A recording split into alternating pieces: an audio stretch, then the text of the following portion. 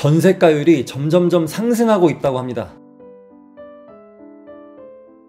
전세가율이 올라가고 있다고 하면 딱 드는 생각은 전세 금액이 올라가고 있구나 라고 생각할 수 있지만, 전세가율은 분수로 계산되는 거기 때문에 분모에 해당되는 매매가가 낮아지면 전세가가 그대로라 하더라도 전세가율은 올라가게 됩니다. 그래서 전세가율이 올라갔다는 건 매매가가 내려갔을 수도 있겠구나, 또는 매매가는 상승하는데 전세가는 더 많이 오를 수도 있겠구나, 또는 매매가도 하락하고 전세가도 하락하는데 매매가가 더 많이 하락하게 되면 전세가율은 올라가게 됩니다. 이렇게 다양한 경우의 수들이 존재한다는 거죠. 따라서 전세가율만 보게 되면 전세가율이 올라가게 되면 전세가가 올라갔구나, 전세가율이 내려가게 되면 전세가가 내려갔구나, 이렇게 생각할 수 있기 때문에 앞으로 A세컨즈를 즐겨 입을 저 같은 경우는 전세가율의 변화보다는 전세가 그 자체의 변화를 봅니다. 전세가율이 떨어졌다고 해서 봤더니 오히려 전세가는 올라가고 있는 경우도 있고요, 전세가율이 떨어졌다고 해서 봤더니 전세가는 그대로인데 매매가가 올라서 그런 경우도 있고, 따라서 실거래가에 찍히는 매매가와 전세가가 가장 알기 쉽고 직관적인 데이터가 되는 겁니다. 제가 계속 말씀드리죠. 실거래가에 찍히는 매매가와 전세가, 그게 가장 정확한 데이터라고요. 그런데 한 가지 사실은 전세가율이 올라가면 매매가와 전세가의 차이는 좁혀집니다. 이건 확실하죠. 그만큼 투자하기 좋은 환경이 되는 건데요. 그렇지만 이때가 가장 좋은 타이밍이라는 건 아는데 막상 이렇게 되면 투자하기가 망설여집니다. 한번 볼게요. 일반 대중들이 부동산에 관심을 많이 가지게 되고 막 사고 싶은 때가 언제일까요? 바로 매매가도 상승하고 전세가도 상승할 때입니다. 만약에 매매가만 상승하고 전세가는 상승하지 않는다면 매매하기가 좀 부담스러워지죠. 전세도 저렴하게 살기도 충분히 괜찮은데 뭐하러 비싸게 사, 이런 심리가 생기고요. 매매가가 하락하고 전세가가 그대로라면 2년 더 전세 살고 매수해볼까? 전세가는 원금 보전이라도 되는데 지금 집값은 떨어지고 있네,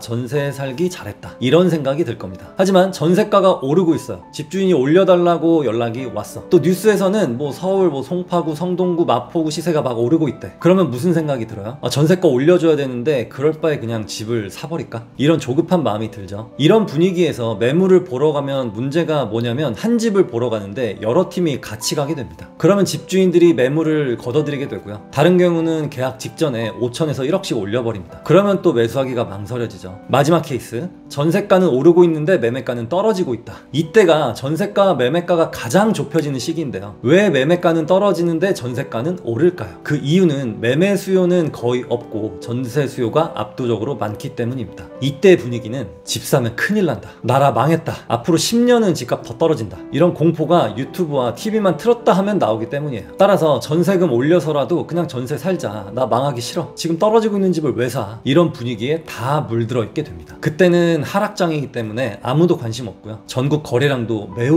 적겠죠. 근데 우리는 뭘 해야 돼요? 움직여야 합니다. 저는 2009년부터 부동산을 시작했는데 그때가 하락장이었거든요. 그래서 하락장의 양면을 아주 잘 알고 있어요. 누구에게는 절망의 시기이지만 누구에게는 그 기회를 이용해서 점프할 수 있다는 것이에요. 제 영상을 보시는 분들은 하락장을 정말 잘 활용했으면 좋겠고요. 그 하락장은 퀀텀 점프를 할 수 있는 기회의 장이자, 아무도 없는 호텔 뷔페에서 나 혼자 있다고 그렇게 생각을 해보시면 좋을 것 같아요. 즐기란 뜻입니다. 하지만 막상 하락장에 오게 되면 뭘 해야 될지 모르겠고 앞길이 막막하고 돈을 잃은 것 같아서 정말 답답하고 슬프고 그렇지만, 무주택자분들은 그때가 매수의 기회라는 거 아셨으면 좋겠고, 유주택자 같은 분들은 그때가 갈아타기의 적기라는 것을 꼭 기억하셨으면 좋겠습니다. 하락장은 갑자기 오거든요. 그래서 그때 내가 뭘 해야 될까, 이거를 미리 상상해 볼 필요가 있어요. 그럼 광역시 쪽으로 한번 볼게요. 저는 지금 부산이나 대구나 울산이나 더 떨어지기란 쉽지 않다고 봐요. 이미 큰 폭으로 하락을 했고요. 전세가가 받쳐주고 있기 때문에 괜찮다고 보지만 전세가율이 정말 너무 높은 80%, 90%가 되는 곳들은 오히려 조심을 하셔야 됩니다. 제가 예전에도 부산, 울산, 대구 이런 영상에서 언급드렸던 남들이 다 알고 누구나 좋아하는 그런 지역의 아파트들만 봐야 합니다. 전세가율이 80%, 90% 정도 이렇게 너무 높은 것은 투자 가치가 없기 때문에 아무도 투자를 안 하고 전세로 사는 거라는 거 꼭 이해하셨으면 좋겠고요. 정리하면 전세가율보다는 실거래가에 찍힌 전세가와 매매가 그 자체의 흐름을 보는 게 더 중요하다는 거, 그리고 전세가는 오르는데 매매가가 떨어질 때가 부의 사다리가 생기는 기회라는 거 꼭 기억하셨으면 좋겠습니다. 이 내용들은 나의 돈 많은 고등학교 친구와 김부장이야기에 아주 정리가 잘 되어 있어요. 이 영상을 보시는 모든 분들 새해 복 많이 받으세요. 안녕.